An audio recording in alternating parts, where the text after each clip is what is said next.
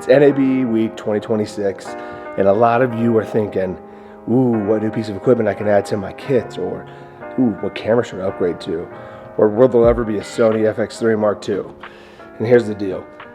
A lot of you don't need to upgrade your camera, and many of you don't need a camera at all. Here, let's get into it.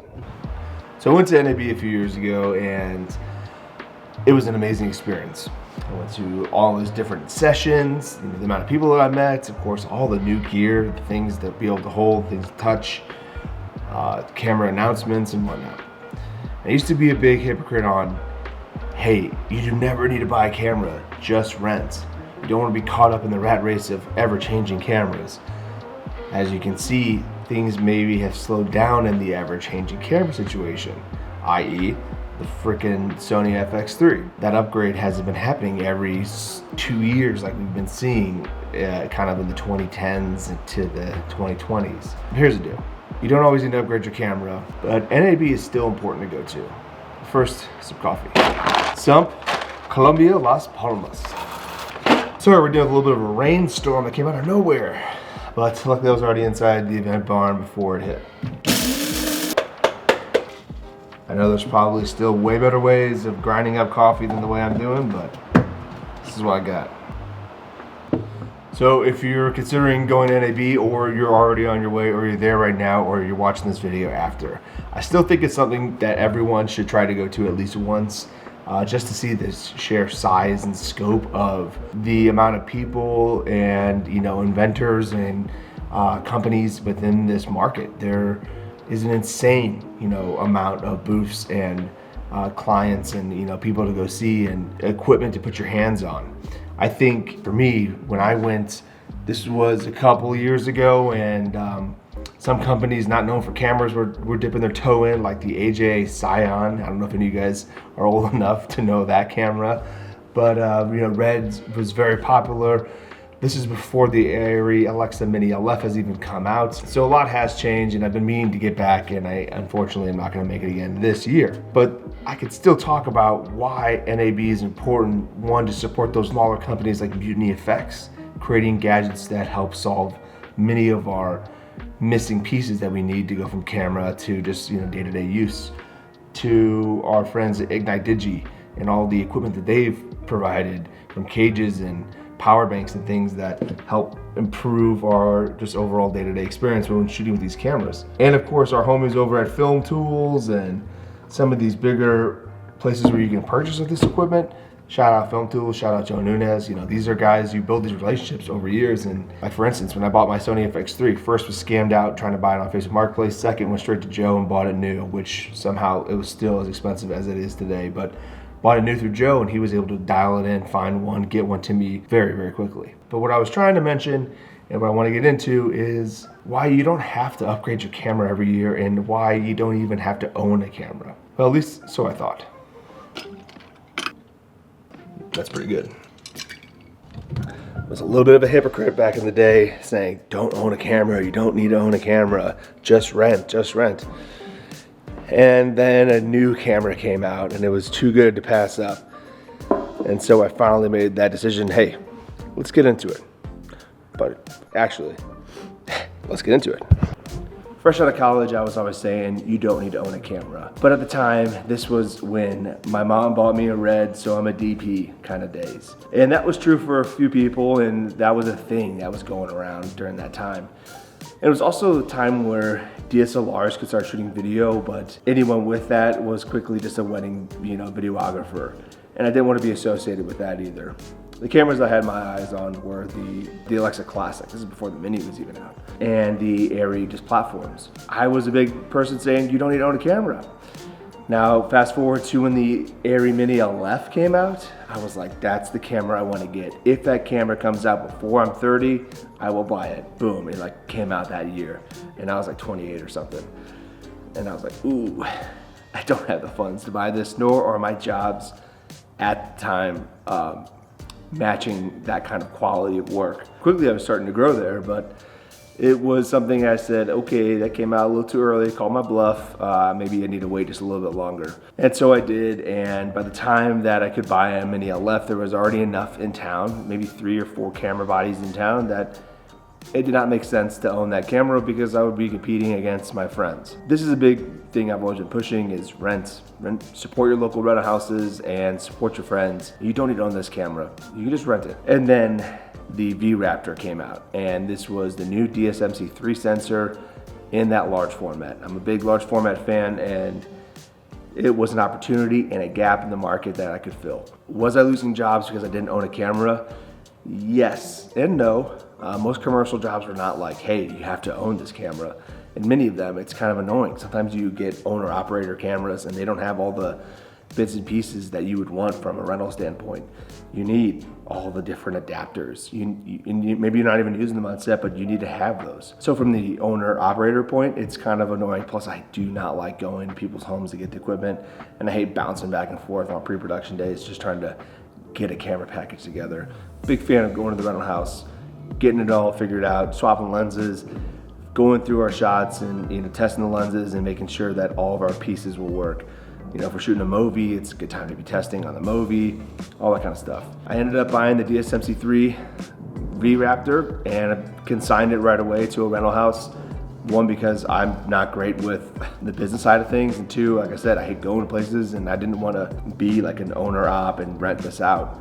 At the time, we were building a small rental house, and I said, I'll invest this equipment and you take care of it and you rent it out. And that's worked out pretty great. And I know other markets are starting to do that kind of model. To me, I feel like things are kind of slowing down just a bit in regards to camera announcements. For the V-Raptor, there's been some upgrades, the V-Raptor X, the XE, and these are upgrades and or just them trying to figure out ways to fill the market gap with their camera sensor. And I've been telling some people, hey, the moment that you feel like we need a V-Raptor X, I'll upgrade the sensor. But the V-Raptor original sensor is pretty great, and we have Komodo X's for when we need global shutter, and there's just some things that it just hasn't called for it yet. As still an Arri Alexa Mini LF fan, and then the Alexa 35 comes out, I'm like, ooh, 35 sensor, what gives?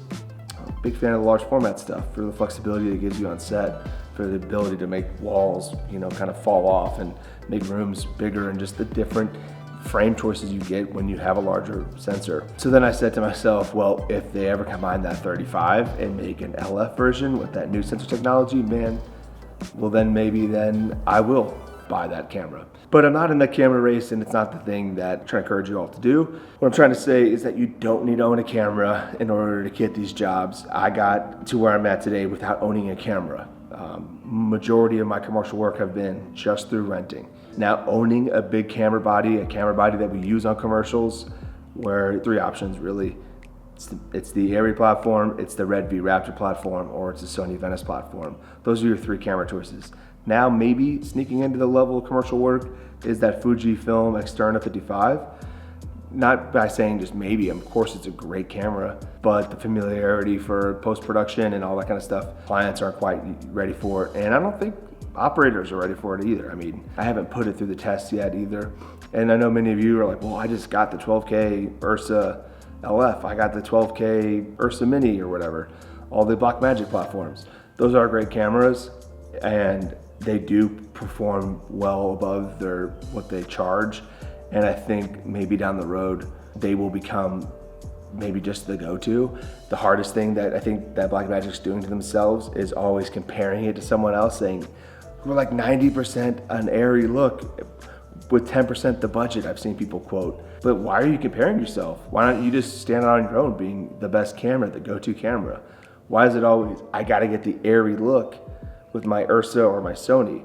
Why isn't it just, the Arri should get the Ursa look? The Ursa is never gonna become the go-to camera on set if that's the mindset. At least that's my opinion. Granted, like I said, drop a comment, tell me your opinion, but also the commercial workflow has not been backed behind the Blackmagic platform. Coffee break.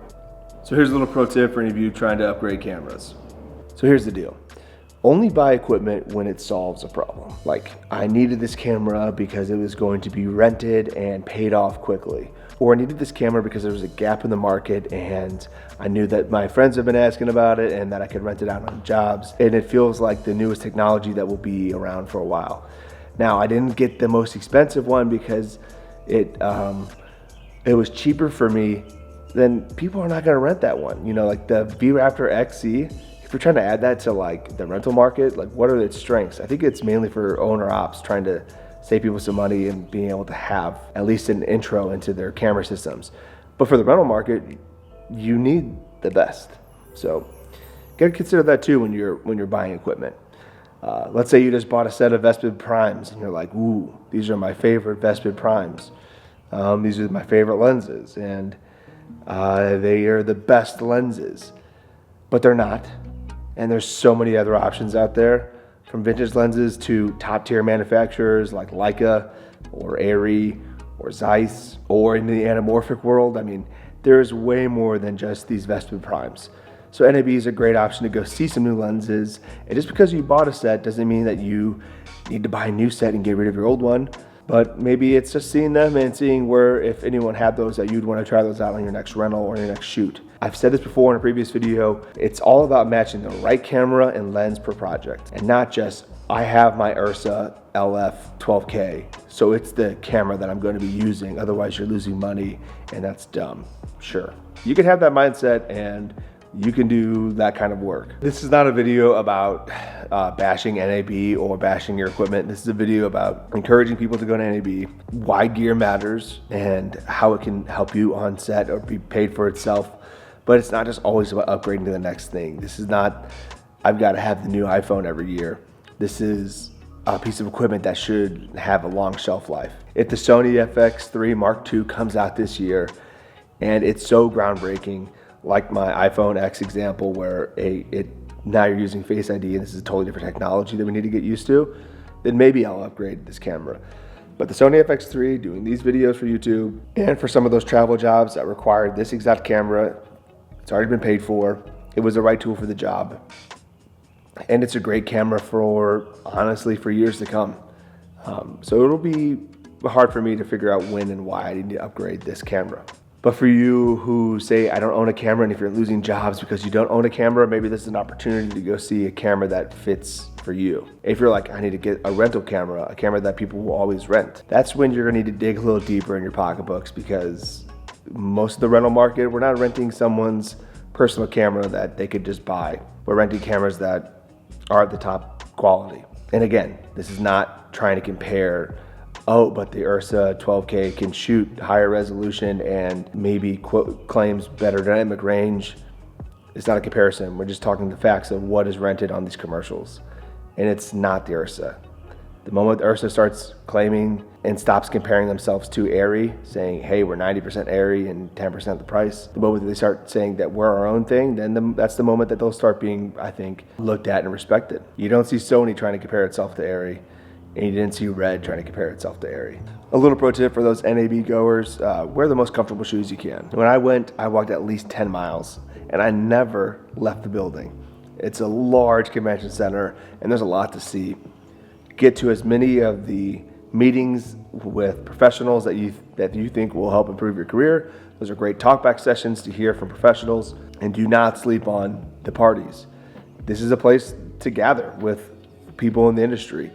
And last but not least, don't forget, this industry is crazy small. It can seem huge because movies are made everywhere. Don't make a fool of yourself, be kind to others, and have fun. But just know that this industry is small. But yeah, have fun. It's a good time. All right, back to it.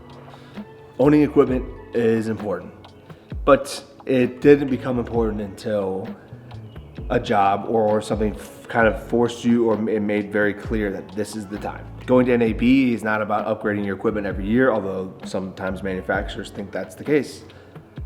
But supporting those smaller manufacturers and big manufacturers is also important, because without them, we don't have this equipment. And find that balance is up to you and up to the market you're in. For me, I'm not gonna make it out to NAB this year, but I think it's still important to keep up with all the new announcements. Follow your friends. Follow Phil Holland's social media. He is a great and very knowledgeable cinematographer who typically has the in on most new equipment before it comes out. Most of the lens manufacturers go through him to do testing and get reviews. And if you haven't seen his website or his tools, check out phfx.com.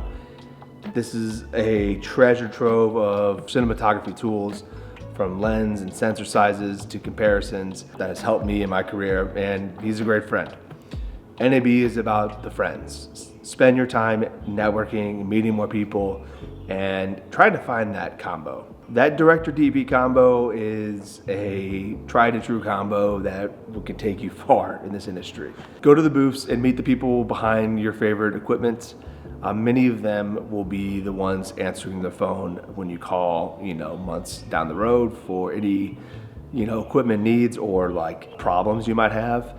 I know the RED team is very small and like unique in the sense that the people you meet there are the same people you're picking up the phone and talking to. You say, hey, yeah, we met NAB, and they're like, oh yeah, great house, I remember you. Yeah, what's going on?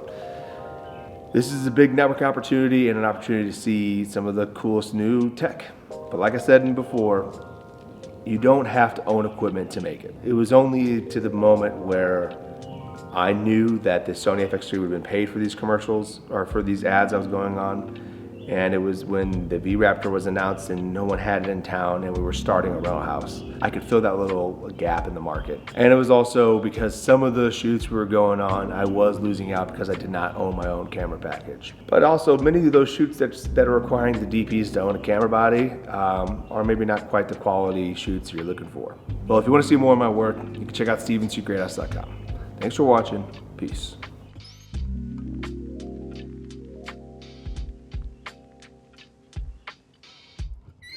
Don't forget to like and subscribe. Thanks. Peace.